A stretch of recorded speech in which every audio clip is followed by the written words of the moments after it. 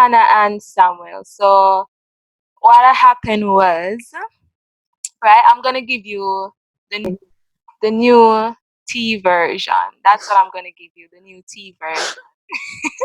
So yeah, Hannah, she couldn't have any children, and her husband had two wives. And the other wife, she can't have up the children them, right? She was mocking Hannah, right? And calling her all these things.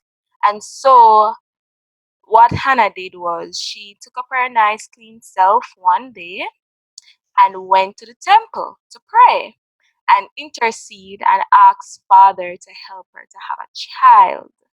And she Big was, balling and a bag of things. yeah, big balling, cow balling, and she made a vow between she and the Almighty. She made a vow that alive. That's not proper English, but we'll just go along with it. She made a vow with the Almighty saying that if he had helped her to get the child, she would, dedicate the child to him, let him stay in the temple and live out his days after the child was weaned. Right? So she was there crying and bawling. Now this prophet him, so Eli him the prophet saw her and thought she was drunk. Big and feisty. But I mean, she drunk and in at the temple. Like, I don't know if that was a You thing ever back see then. somebody drunk and a ball them a ball? Well, I mean, You would see them a do something out of the way. You would see them sit yeah, down one place a ball. I know, and Uh, I guess she was probably at the altar too. So exactly. why would she be drunk and there at the altar? Feisty. But go off Eli, right? One. So he there making his big assumptions, and she had to nip it in the bud and say, no, I was just praying and thing like that. So a couple times after, so would I say a couple week or maybe a month, but Father moved in mysterious day. It could be the same nights after. She and Elkanah they did what married people do. They did the things, and yeah, there comes Samuel. And she was one of those persons who lived up to her vows, because you have sometimes always be there in our desperation praying to Father, say, Father, boy, if you do this for me, if you do this for me, I will do that.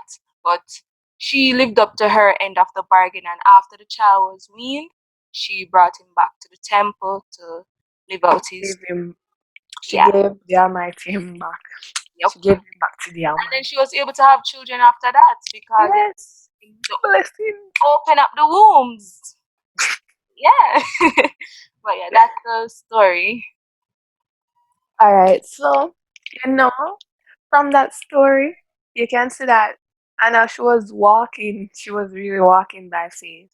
I That, mean, after years of trying to have a child and not getting any, so you come to the conclusion that yeah, you're cursed, you're barren.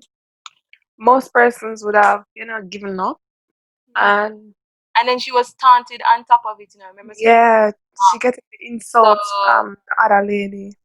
her faith was real strong. Yep, that's what you call fate. She wanted something, so she went after it. She she make a request.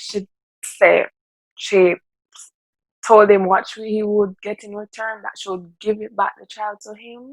She just make me happy, just let me bear a child. I Yeah. just imagine how long she cried for. And Yeah. because her faith was strong, her faith was steadfast. She had that on her mind. Father just bless her. Yeah. It's not like she was a bad person. She she was a believer. Yeah. So yeah, she believed in the Almighty and He came through for her. She walked by faith and in return the Almighty blessed her.